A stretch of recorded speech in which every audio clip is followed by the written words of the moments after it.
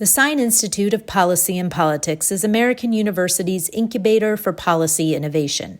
We convene leaders in the academic, public, private, nonprofit, and journalism sectors to engage and promote common ground and nonpartisan solutions. In an evolving world, we seize the opportunity to work on the nation's most pressing challenges through collaboration by experts and top scholars in their field with students in research and scholarship. As part of that goal, the Sine Institute leverages American University's location in our nation's capital, the nexus of government and a growing international business center. We connect diverse perspectives from around the country and around the world with our world-class academics and research, experienced practitioners, and the most politically active student body in the U.S. We stand apart through our focus on the role of business and the nonprofit community in public policy, the rise of the importance of economic regions in the United States, and international policy issues. Our focus is to make an immediate impact at the intersection of policy and politics that leads to real and lasting change. Thank you for joining us as we convene, communicate, and collaborate.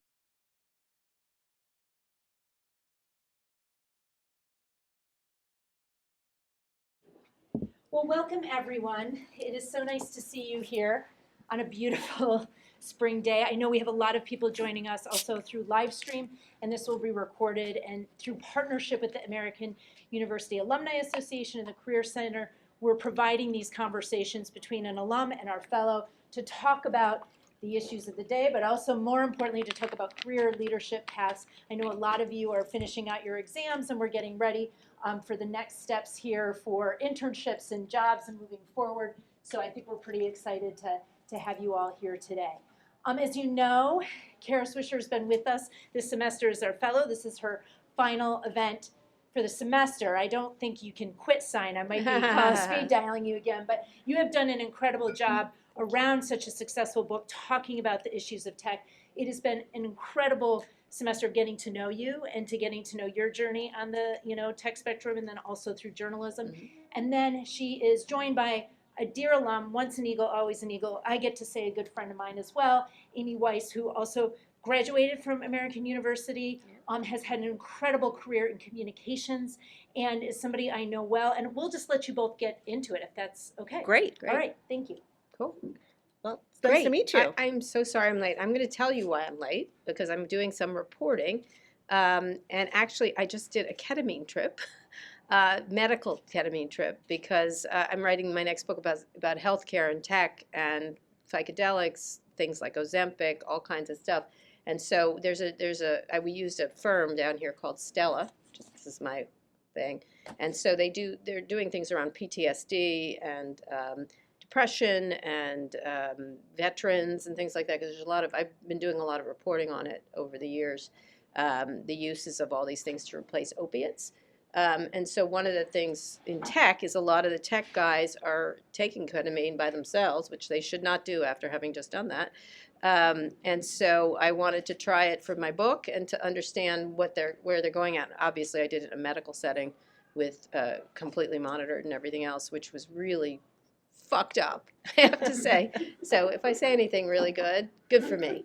So is it today that you did this? Just now. Okay. This is going to be really, really good, everybody. I literally just left. They're like, you're leaving? Because you're supposed to sit in the spa area afterwards and like decompress and color with pencils, which I don't do. And I did not color with pencils, which I think irritated them. But I definitely, it was something else. Now I do understand why Elon Musk is so fucked up. I finally do. I find the final puzzle piece I have now inserted in my opinion of him.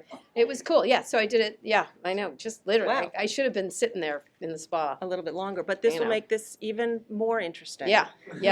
Which you're interesting. Anyway, so you have me post-ketamine. Great. So that's why I'm late. Let's jump in. Yes. We met many years ago when I was at the Recording Industry Association of America, and you were the tech reporter at the Wall Street Journal. Yes. The day I walked in to the RIAA, we filed a little lawsuit out of a website called Napster. So we have, I've worked with you, I've been interviewed by you, so it's very nice to turn the tables today and get to interview you, especially in the state that you're in. Yeah. So this is Yeah. really a PR I am in a person's K-hole. dream come true. I'm in a K-hole. No, I'm not in a K-hole. It was interesting. Let me just say, this is going to change, I think, therapy. It's really interesting. I'm so pleased I'm writing. It's my next book after this one. And so it's, I think it's a really interesting thing, all these things that are happening via AI and the way we develop drugs and we develop new ways to treat ourselves in healthcare. It's going to be, I'm not just going to use the word mind-blowing because that's the word you would use for something like this, but it's actually cancer research, drug discovery, everything else is really going to take huge leaps and bounds. And if I was a young person, it's where I would focus, not necessarily ketamine, but the idea of where AI, the application of AI and technology to healthcare and different things around the brain and using the brain, AI, computers, et cetera, is really going to be something else. So, Do you think you'd use ketamine again? no. You're done. This is it. No. That you're supposed to do it over. It's interesting. They've just made it. It's legal in a medical setting, and also psilocybin, which are just mushrooms, and some others. They're doing all these experiments on LSD because they were sort of in the way back when the Nixon administration made it, so they never really did the experiments we needed on drugs, and then the protesters back in the 60s. We've got them here today, which is great. Protesting is always good, but not always good. So that's where I stand on that. It's a really interesting thing because we never really explored how important some of these things, these psychedelics are, because they got criminalized and they also got, Timothy Leary, a little tune in, tune out. But most of the tech people, including Steve Jobs, did LSD, did do all these things to find inspiration and everything else. And so it's just an interesting time. And so the way we're going to be changing things in medicine and healthcare is really, I think, one of the most exciting. Everyone focuses on a lot of things, but I think healthcare is the area that, and not just, bringing your mind to a better place, but also trauma and stuff like that. And how do we deal with it? And there's all kinds of patterns that we don't understand. And if you really think about it, our brain is a computer, right? Our brain is the ultimate computer. And so I think it's really important to think about how we can, if I was working, it would be in healthcare and AI, 100%. Would you, if you could wind back time, would you go into journalism again? I might. I would write about path? it. That's why I'm writing my next book about it, because I think some of these, not just, by the way, not just the psychedelics, but the obesity drugs are really interesting, like getting rid of the diabetic industrial complex. The climate change tech stuff is super interesting. The stuff that takes the real world and the tech world together. Before it was sort of, they were separated. That's where I'm really interested in. And there was an extent to it with media and tech, right? Mm-hmm. And that's finally started to sort itself out, finally, after all that time. But that's really, there's a lot of real physical world things from manufacturing, climate change tech, and things in the real world and tech together, I think is a really interesting. Space travel is another thing I'm interested in. So is that what advice? I'm not going to space, though. No fucking way. Only drug trips, not space trips. Yeah. What advice do you give your kids? You have 2 kids in college? 2 kids in college, two and 2 young little kids. ones. Mhm. So the ones in college, what advice do you give them about their futures? Well, they're different people. My one son goes to NYU. By the way, they're protesting there too. Every college is protesting today, just so you know. And he's actually in Argentina on his junior year abroad. He's more of a liberal arts person. He likes acting, he likes cooking, he's more creative. And so I want him to pursue that, because he's sort of he's more of that genre. And my other son is at University of Michigan. He's a computer science, mechanical engineering, physics kind of kid. And so he's also in a frat. There he is in a frat. He loves his frat. And he's pursuing that. And so he's quite good at that. He's spending the summer taking advanced calculus. for example. But I also insist that he takes art courses, and he likes it anyway. I don't think I have to insist. He takes history courses, philosophy courses, and I like my other son, who's not inclined that way, to take math and science courses, so That's that he great. has some. I think the problem is that we act like that they're separate things when they need to be together, Right. which is what I'm thinking about today. And then you have 2 little kids at home. Yeah. So talk a little bit about the balance thing. I like to say, the saying of, you can have it all, just not all at once. Mhm. Do you agree with that? How did you balance? I don't think you can have it. I never thought you could have it all. You just have to. Everything is at a price, and I think one thing that young people don't understand is the price of things. I think you learn the price later, and I don't think you learn it too late. It's just that you have no sense of time, the short amount of time we have on this planet, nor do you have a sense of the price of things. And so, I've always said, if I do this, then that, then this, if not this, then that. And so, I have a job that's very flexible that allows me to be at home a lot, or to have my schedule at my liking. I don't have a job where you have to be somewhere 9 to 5. I don't have I'm not a blue collar worker. You have to be there kind of stuff. And so I have much easier time than other people do.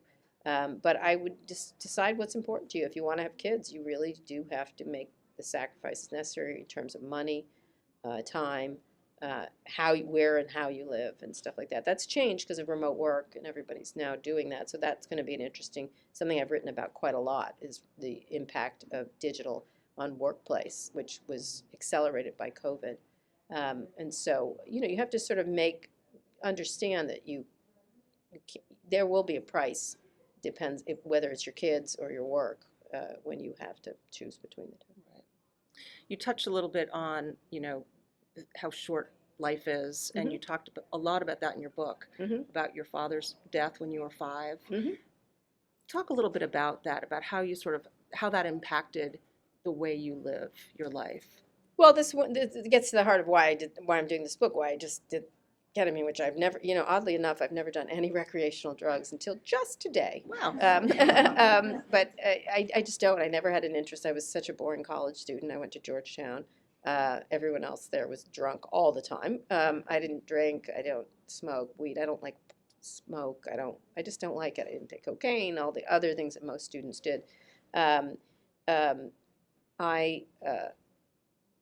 sorry. See, this is That's okay. I was asking about your view on life, given the fact that your father died so when you were the 5. reason I'm writing this book is because of death, because of the idea of death. That my dad died when I was 5, and I want to explore what that means. That the short time you have, and the series we're doing, this documentary we're doing, which we just taped all this to, was it's called "I'll Never Die," and what are the things to stop? Where is humanity's? And that's why it'll touch on climate change and everything else, and space travel and stuff like that.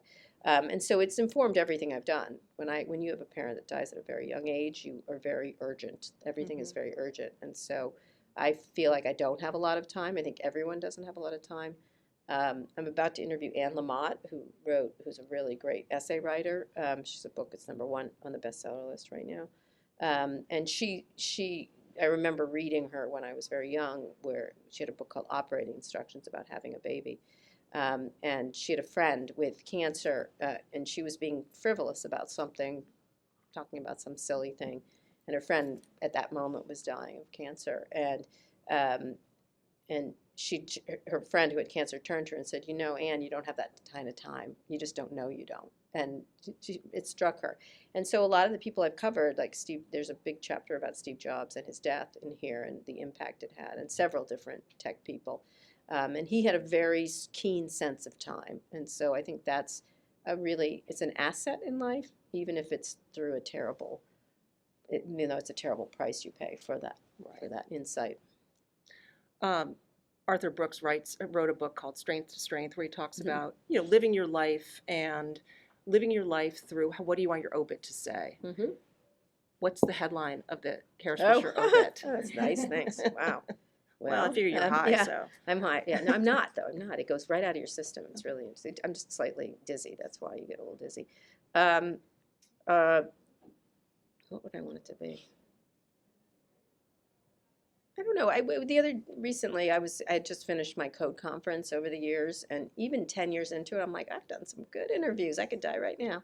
Like I did a lot. I think she did her best. I think probably. That's a good. Yeah. So speaking of interviews, if you could interview anybody in the world, dead or alive, who would it be? Well, Cleopatra, really. I think. Come on, you want to? She was the richest woman in the world, and so I'd like to know the real person because I think she's been so. Interestingly, I just interviewed Susan Laurie Parks, who is a Pulitzer Prize winning playwright.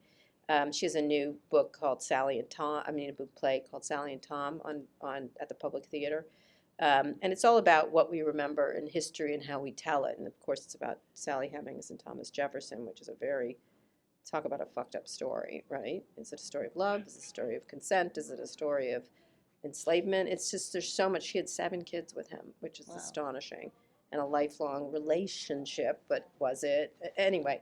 I think a lot about that right now, like the idea of that. Going back to your, career and mentors. I was lucky enough to have great mentors in my career. I worked from Alan Albright, Mike McCurry. I could always go back to them. Talk a little bit about mentors and how important they were and how you got a mentor. It's critical. Get yourself a mentor if you can. It'll be in the most unlikely places sometimes. Mine was Walt Mossberg, who I was going to have here, but he just had some surgery recently. He's amazing. He's an amazing person, and he took the time. He was very powerful at the time. I became a mentoree, I guess. And he helped. He was utterly generous in every single one. And I think I helped him too, in a lot of ways. And so it's not necessarily a top-down relationship. It's a very, it should be one where you help each other in different ways. But it's critical one of the things people don't do is ask enough people for help. And I think that's critically important if you're in your career to ask people for help. People are very shy for doing that. I'm not sure why, but they are. I've always asked. And have you had students here at AU ask you to be their mentor? Oh, I don't know if you be my mentor. How can I help you is what I think. You shouldn't be like that because that's like, oh God, I don't want a award. I'm not Batman. But give me a suggestion of this, or can you put me in touch with this person? If I can, I'll do it. Don't try to prevail too much. People are very busy, these days in general. And so know what they can do for you and then ask if they can do it. They have to get to know you, of course, also because they don't know who they're recommending. But it's really important to ask, but no. I mean, some people ask me for contacts. I'm happy to put them in touch with people. If I can help, I will. If I can't, I'll say I can. Right. Well, and congratulations on getting the Webby Lifetime Achievement Award. That is a great moment that is a very big... That news broke this morning. Oh, news. Very hot. Such big news. Very hot. You shouldn't care about awards in life, just so you know. Do you care about them? But I you're do an not. award-winning. That's a pretty good I don't care. First name. It's stupid. I hate awards. I think they're dumb. I was Camper of the Year. Okay, and that's good. really Good where it for you. ended Well when I was done. 12. Well done. Thank you. So Well I'm done. underachieving. The world has changed a lot since you entered the job, since we both entered the job market. Would you, and media has obviously changed a lot, would you go into reporting today? Yes. Yeah, I happen to like it. I'm good at it. I had a lot of job offers at tech companies. I could have been very wealthy. I wanted to be in the military. That would have been another way to go through it, or the CIA. But I found reporting I'm really good at it, and I really enjoy it, and I love my job. So that's an important thing. So if you don't, I'd recommend you read a commencement address that Steve Jobs gave many years ago, where he said, it was you should read it or listen to it. It's about that. It's about doing the things you love and then stopping doing the things you don't like. And I think that it's one of the greatest meditations on death and also time and how you should conduct yourself, I think. And some of those commencement speeches can be terrible, but who's speaking here? Who's your commencement speaker? I don't even know. Who's the commencement speaker? No. Oh, they're probably like terrified. They can't get anyone to do it. No, listen, I would say no to a commencement speech this year. There's just no winning for anybody. Right. Yeah. The most rewarding or meaningful experiences you've had in your career? Ooh, that's Very broad. Very broad, yes, awfully broad. I think just making things. I think I'm very proud of the things I've made. I've been entrepreneurial. I've created media companies. I've created conferences, podcasts I did very early before anybody else. Creating real businesses has been very gratifying, I think. You've definitely been able to see things before they become Yeah. something. Like you covered tech before tech was cool, or before tech was anything. Do you think you have some sort? How do you know what's going to be the next big thing? You did podcasts before anybody was doing them. These conferences. I'm a good guesser. That's I a don't good- know what to say. I mean, I pay a lot of attention. I'm spending a lot of attention on video right now. I'm super interested in it, but I'm not sure what I'm going to do yet until I do it. So. Your book, if everyone has not read it yet, bestseller. Lots of interesting tidbits on. It's a very much behind the scenes look at the tech world, the characters in the tech world.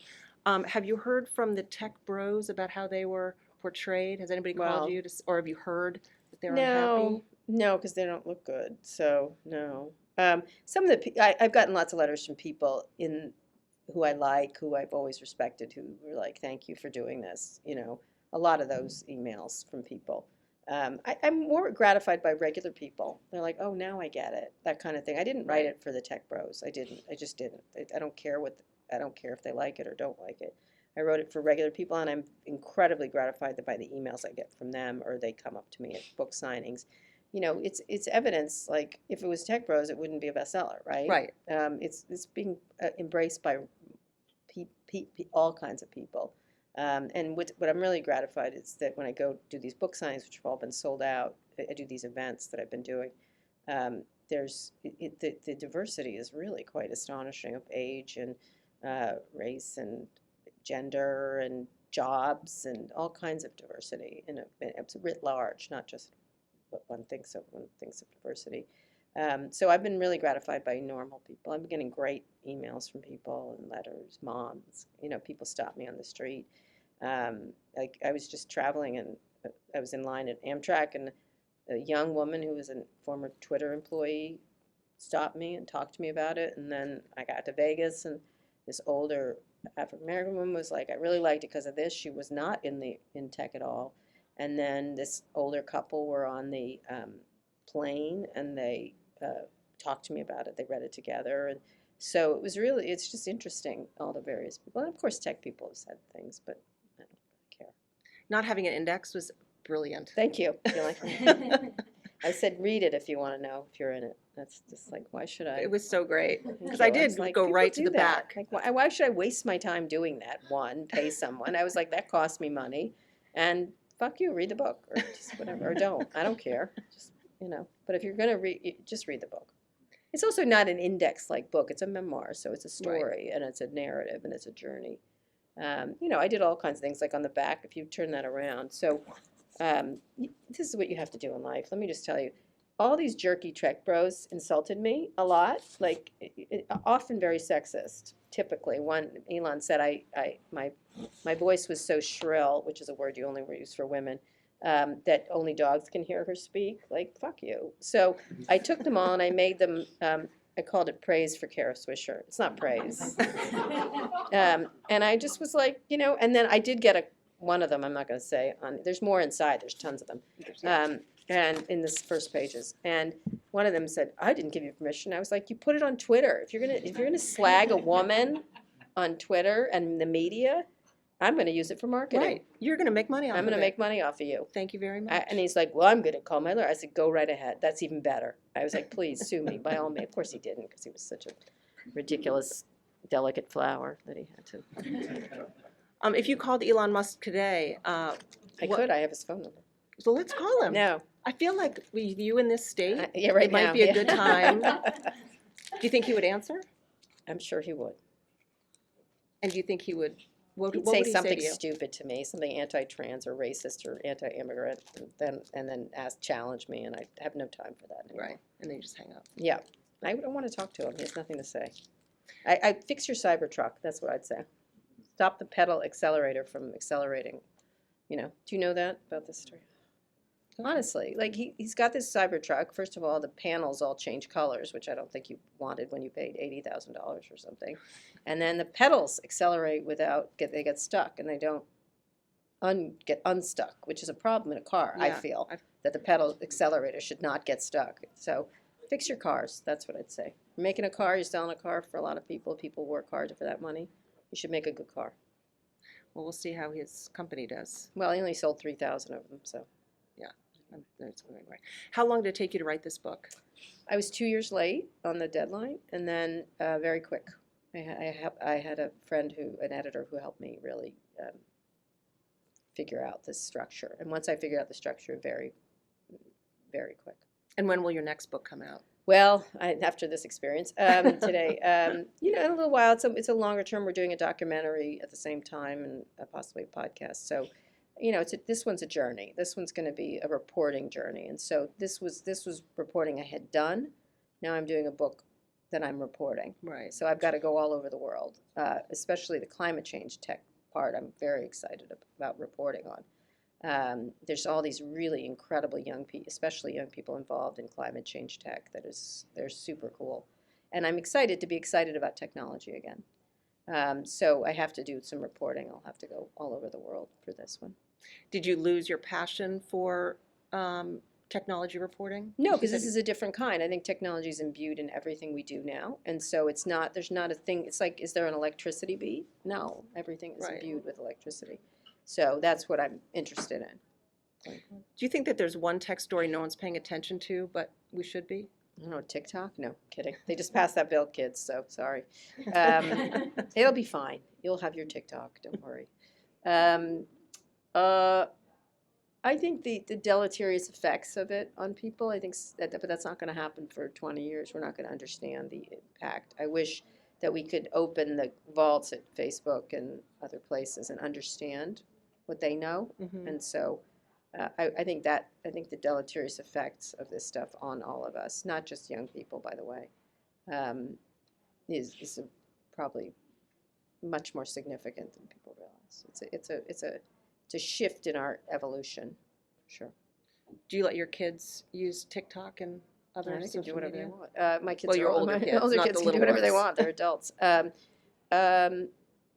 I wasn't very strict. At the same time, I knew all the tech, and my former wife was chief technology officer of the United States and was a Google executive before that, and so they couldn't really put anything over on us ever. And we could call the people who ran the companies and said, cut them off. No, I think I let my kids. My kids are smart. If I raise them right, they know how to handle themselves. We had a few run-ins, when the boys were in high school, stupid videos, that kind of stuff. But they learned from it. They learned from it. It was kind of a weird sexist video. My son wasn't saying the things, but he was in the background, and it went viral at the school, and that kind of Right. that kind of.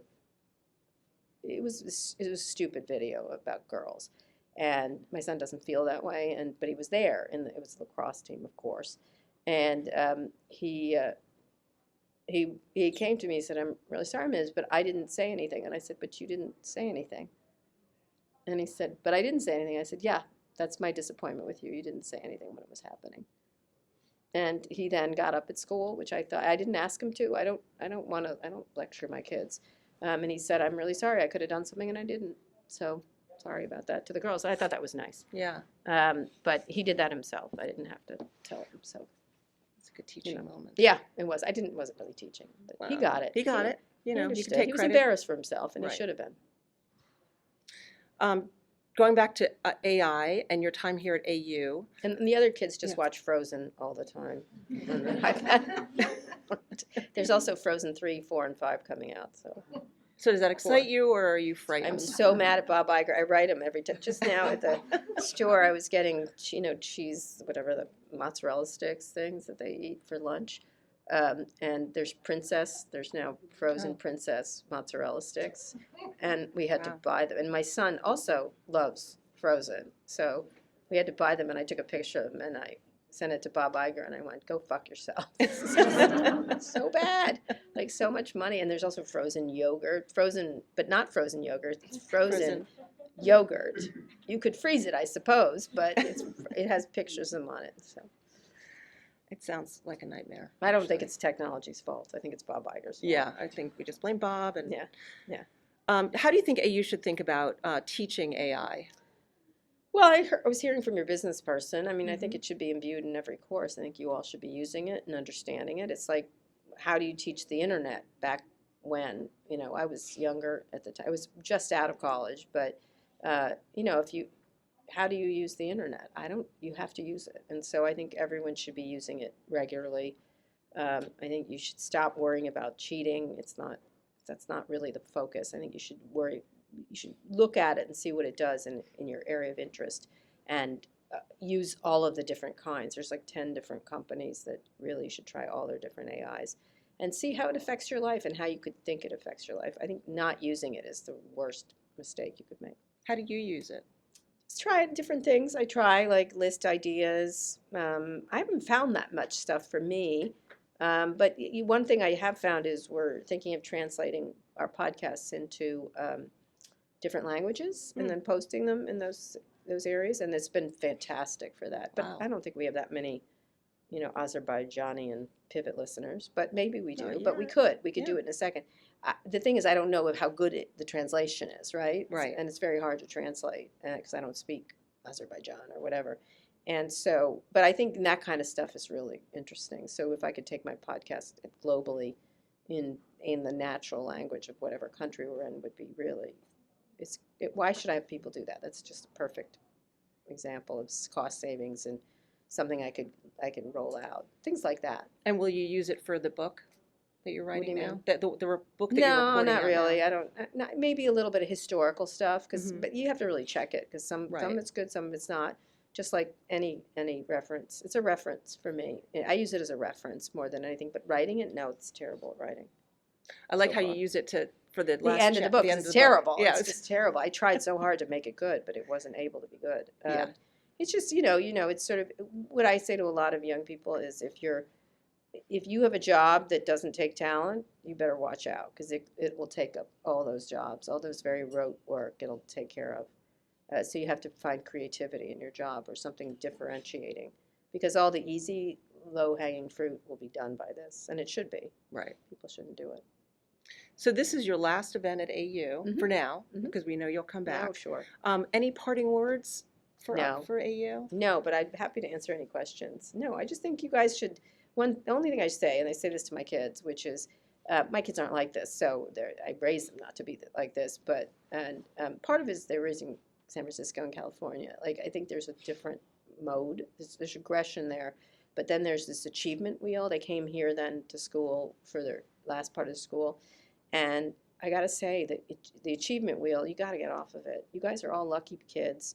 You're able to make lots of choices, and you do yourself a disservice if you rush too quickly into the future. I think it's really, I think you go from thing to thing to thing to thing, and you're not thinking about what you actually like. And you have the ability to make a decision. Like most of the world doesn't have. They have to go to the job they have to go to, and they have limited choices, and you don't. And so to waste your time, in this constant achievement loop, and at the same time being lazy about it, not figuring out how you can contribute or what you like to do. I think you have enormous opportunities here, and I know it's not a lecture thing to say it, but you're wasting time. And so you really should think hard if you don't like something to leave.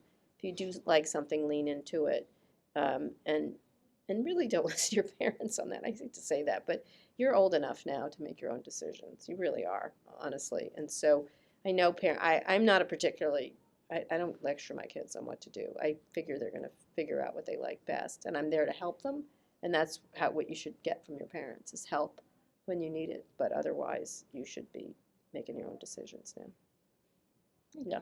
I said that to my son. He was like, Mom, the credit card is that. I'm like, oh, good luck.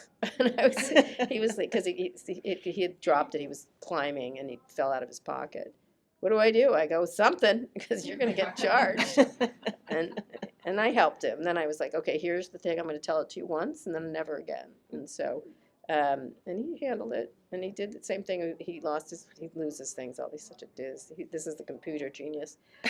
He lost his ticket or something. He couldn't, something like that. And I said, well, why don't you figure it out and then call me? And he did. He's like, then I did this, then I did this. He figured out all the different hacks, and he liked it. It was much better that he figured it out than I just handheld him through the process. Right. So it was good. Good parenting. Yeah. I think we have a question right here. He always has a question. First, Kara, thank you for doing this period conversation. I know you've had some very interesting and important conversations with all different leaders in the spectrum of life. And I was wondering, what do you think is the most impactful conversation you've ever had with someone in your career? And what do you do, or what do you think made that conversation special, maybe from an interviewee's perspective or interviewer perspective? You're going to find this weird. I've interviewed everybody's. I love my Steve Jobs interviews. They were amazing. He was always so smart. He's not the one, though. Although I think those interviews are fantastic. There's about 8 or 9 of them. Because he was very pressing. He was very thoughtful. Very good give and take. So I really enjoyed those because he was a thinker. And it was a pleasure. It's a pleasure to talk to a thinker. The one I did here, that's going to appear on Thursday. It was amazing with Chris Krebs and Dmitry Alperovich. I like anyone who's smart and who wants to challenge. The Suzanne Laurie Parks one I just did was wonderful. It was an interesting, challenging conversation about race and her plays and things like that. And I like people who aren't scared to talk about it. People are very nervous now. It's not everybody, but she wasn't, for sure. I'm not either, so it was a good conversation. But I have to tell you, the best interview that I enjoyed the most was with Monica Lewinsky. I did an interview with her a couple of years ago. I'd recommend you listen to it because it's quite an interview. Here's a young woman whose life was utterly changed, partly of her own fault, but she was 20. Think about it. She's 20 years old and the President of the United States. It's a whole different power dynamic. And everyone's like, oh, she was a slut. I was like, she's 20. She was 20. Is the President of the United States? Stop it. You were there. Were you there? I was there. Mm-hmm. I was there afterwards. I know, but honestly, stop For the it. fallout, Stop. yeah. She has very little culpability here, Right. if any. Of all the people in that saga, she never wrote a book. She never wrote a tell-all. Right. She didn't do a documentary. She didn't do a movie. She did the recent one, but it was pretty good. It actually was based on someone else's book. She helped with it because she wanted accuracy. What a young woman with some level of, she understood she made a mistake and she went about correcting it. That's Right. what she did. And I really appreciated that. She's done all kinds of things on anti-bullying. She's done all kinds of really cool stuff with her life. But it was stopped at that moment in time because of one single bad decision she made, a very, very bad decision. But she's got a sense of humor about it, but not a stupid, prurient sense of humor. She has a wisdom about it. And the question I asked her at the end of the interview, I thought was one of the best answers and one of my best questions, which was, she said something offhand. She's like, well, if things had turned out differently. And I said, well, tell me the different life you would have had if this hadn't happened to you or you hadn't done this. And I wasn't letting her off, but I also understand that everything it became about politics and not Monica Lewinsky or an affair or whatever. And she gave this answer. You should have to listen to it. That was really the most wise. I mean, she imagined her life would have been like had this not happened. And it was really moving. It was incredible. People still come up to me and are like, that was the best Monica Lewinsky interview. And it was about the turns you take in life. And I thought that was a great interview. And she's a lovely person. Couldn't be nicer and could be so different. Right. Could be just angry and fucked up, but she's not. She's really, she's a kind and lovely person and very sweet. But Yes. Yeah. Hi, Kara. Hi. I'm Carla Busquet. I've been in tech for 27 years. Cool. So I followed your career for a long time. Mhm. And before I say my question, if I was going to write it on your tombstone, I would put just fearless.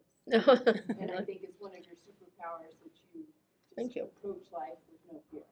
Hmm. The question. I think I am. Someone asked me that recently. What are you scared of? I said scary things. Otherwise, not. You know, Well, I would love to know what snakes. scares you, so. Like a snake heading towards me. Yeah, I'm scared of that. My question, because sexism has come up in the conversation A lot. quite a bit. Mhm. I just listened to your podcast and you ended with, all the hate that's being thrown at Taylor and Chelsea and other people. Yes. This is Mm-hmm. What advice do you give the men and women in the room about how to combat sexism? And what have you Well, personally it's just- done, and what should be happening in the workplace? It's the most persistently ridiculous. It's just persistent. Since the beginning of time, and I think until we're all gone from this planet, right, essentially. I was talking particularly about Anne Lamott, who I'm about to interview. They just wrote this really horrible review in the New York Times. It was needlessly cruel. They didn't like it, don't review it, but they decided to just munch on her or something. And to call her work a throw pillow, this is a wonderful essayist. Like a throw, really? Aren't you clever, you piece of shit writer? You know what I mean? And they did the same thing with Geraldine DeRudier, who wrote a book. She wrote a book about. She did this amazing takedown of sexism in the food industry. She's an amazing writer. She's a wonderful, wonderful writer. Blair Braverman, another person, all different people. She does mushing and she has dogs in Alaska. They took her book down the same way. Like they're all different. Everything's different. And in my own case, in the review in the Times, they, for some reason, had someone who was 12 when I was covering things and said, I wasn't mean enough to the tech people. I mean, you weren't there when I was a beat reporter. I was quite tough on them, but he didn't take the time to do the reporting to see what I had done at all, and just made a statement. I don't know why, born of nothing. And then, and in the interview, in the review, he said that I had, the reason I got ahead is because my wife worked for Google. I was 10 years into my career before I met my wife. I'm like, what, did she go back in a time machine and help me? How did that work? It was so full of errors, which was offensive to me as a reporter. It also said they liked me because I was an entrepreneur like them. And I didn't start my businesses until 15 years. Like I was covering, it was crazy. It was like crazy making because it was so inaccurate, essentially. And then the inaccuracies built on a point of view. So I was like, you can't have a point of view based on inaccuracies. So anyway, and then the Taylor Swift reviews, they dined out on her forever when she was on her way. She is on her way up. It's the best-selling album right now. It's on every single, but they've decided they did all kinds of way too much coverage of look at her, go girl, and now they're doing are we tired of her? Like that's what they're doing now because they can't help themselves. They always want to eat at people, like eat at successful people. And same thing with Beyonce with Cowboy Carter, which is a fantastic album. And so I was irritated by it because and the other one is the Barbie Greta Gerwig, amazing artist. Okay, biggest movie of the year by far. Between forget me and Lamont and Gerald, but we all have best-selling books. So we're creating economic advantage for everybody in the ecosystem on a small level. Those three, Taylor and Beyonce and Greta Gerwig, huge economic. The reason our country's not in recession is because of those three. Just so you know, the economics around her concerts and Beyonce's concerts and that movie bringing people back to the theaters. People should thank them. But instead, it's like, oh, look, woman did something. And it's just drove me crazy. So I had a rant about it. I was like, the reason why our economy is not in a recession is because of Taylor Swift. I'm sorry to tell you, but it's true. It's actually, the Fed said it. The Fed actually said it, which is incredible. And so I just was irritated that he now have to put her in her place, but she will not be put in her place. Neither will Beyonce. Neither will Anne and nothing else. But it's just this sort of can you imagine writing that about a successful man? And I hate to do that little exercise. I try never to do it, but you just don't. There's another triumph. There would be yet another triumph because at the same time they were saying this, are we tired of her? People don't think she's tiresome because she's literally the top seller, and so is Beyonce the week before, on all the streaming services, top by a factor of a badillion. It's not even she's the most popular this week. She's the most popular in history. Right? And I'm tired of her. I'm like, well, maybe you are, but they aren't. And so that drives me. That's inaccurate. It's an inaccurate thing. You don't have to like her, by the way. You can find the album tiresome, whatever you want. But that's up to individual consumers of her goods to decide, and not some jackass at the New York Times who's just making idiotic declarations based on no facts. And I don't like no facts. And that's what drives me crazy. But you think it's persistent?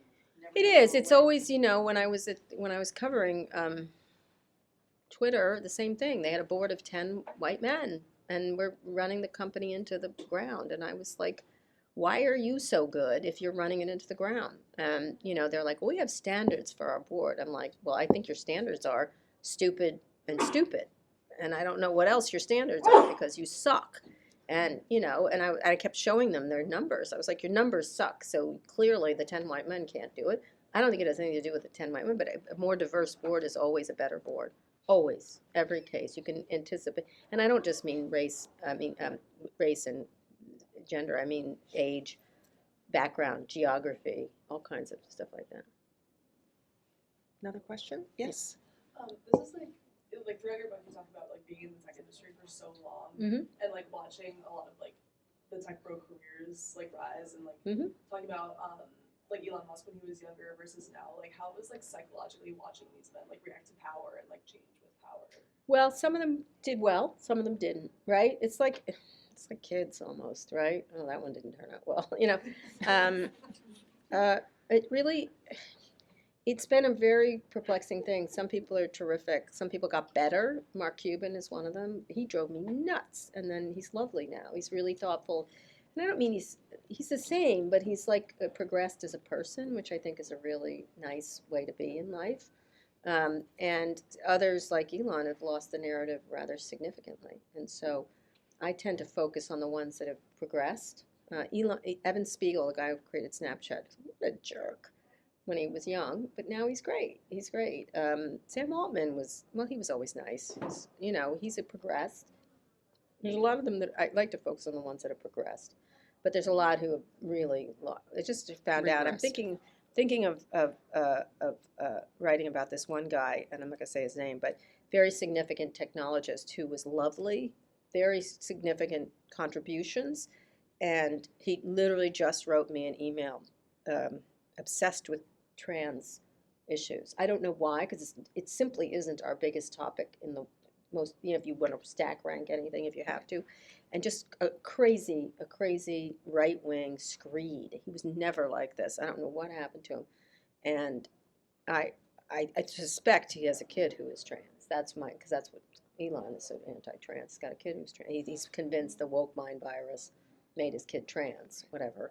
And so I'm thinking of writing a story about this guy's journey because I really liked him, and the letter was so jarring that I got from him that it was, if I only knew. I was like, I think I do know. I think you don't know. Like, it was really interesting. So it just depends on the person. I don't know why they say they've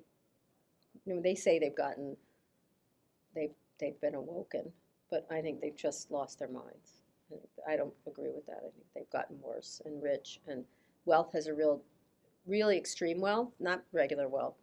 There's a point where you make enough money where you're happy, and then there's a point where it doesn't matter, and then there's a point where it really fucks with you in a way that's significant. I think a lot of them are like that. So Tony Hsieh is in the book. That's one of the people who I liked very much. Very tragic. Tragic. But money was the problem. Among other things, money was a big problem. Any other others? questions? Anything else? Yes. Hi, I'm Helena, I'm a journalism student at first my parents want me to tell you that they love the book. Oh, thank you. So, Cool. it's a message from them. But I was just wondering how you built the skill of like learning how to ask like really good, just like insightful interview questions, other than like practice, I guess. But there's anything in particular that you did to build that skill? What do your parents do? Marketing. Market. See, okay, they're not journalists, which is great. Those are the kind of people I like reading the book. I don't know. It just seemed obvious. I ask things that are obvious. I think you do know them. You just start to ask them, right? Like, cause why? And so I never had the cause why part of the equation, where people. I think I'll just ask. I was like that as a kid. I was always like that, and so I think everybody does know the question, or most people do. Most reasonable people. I'm not talking about everybody. But most people know what they want to know and know the obvious question. And so I just ask it, and I don't care who they are. And I don't think I conduct interviews like I'm never going to interview them again. But I don't go out of my way to be mean either. I'm thinking of a Jon Stewart interview. I think I've talked about this, where He had sort of lost a step. He stepped out before the Trump administration. He's very effective now. He's doing some great work right now. And he he was very influential, and then he just stepped out right in the middle when he could have been much more effective as a humorist and a satirist, I guess, is more what he is, if you think about it. He's sort of like a Mark Twain kind of character in our culture, was, and still can be, and is doing a really good job. But and he'd move over to Apple, and he'd done a show that was okay and wasn't, not really hitting. He did get into a groove there for a minute because he's so talented. And I said, instead of saying, some people think you are irrelevant, I said, I think you've become irrelevant. And I think as a common feeling with you, like, why did you drop out? Are you irrelevant? And I would like you to talk about this because I think you kind of like took a dive and I don't understand. I want you to explain it to me why you did it. And he goes, well then. And I go, well, everybody thinks that, right? And he goes, I do. And then he had a great answer. He did know. He knew, right? I mean, it wasn't that hard to figure out what the big question. So whenever you're doing an interview, you figure out what the question is. What's the one question you have to ask? And then everything else falls down in a waterfall from that. But don't be scared to what are they going to do? Seriously, not invite you to their house for brunch? Who cares? You don't want to go to their house for brunch, just so you know. Other questions? Yes?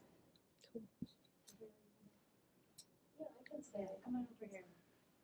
Gabrielle's gonna close it. I can do it. Oh, close it. Good. Oh, wow. Have it written on my phone. Closer. Look, these are my ketamine eyes.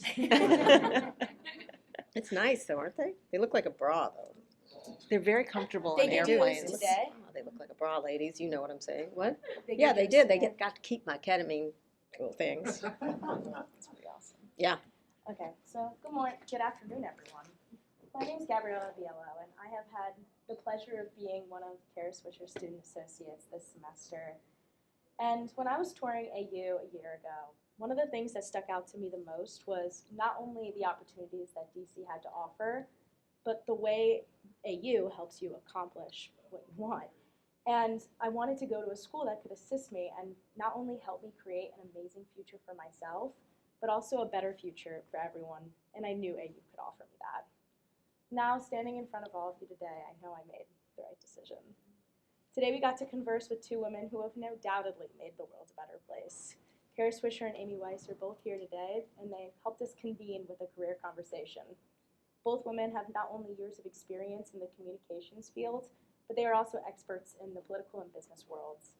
As a renowned journalist, podcaster, entrepreneur, and author, Kara has dedicated her career to dissecting the intersection of technology, business, and society with unparalleled insight and I wit. forgot druggy.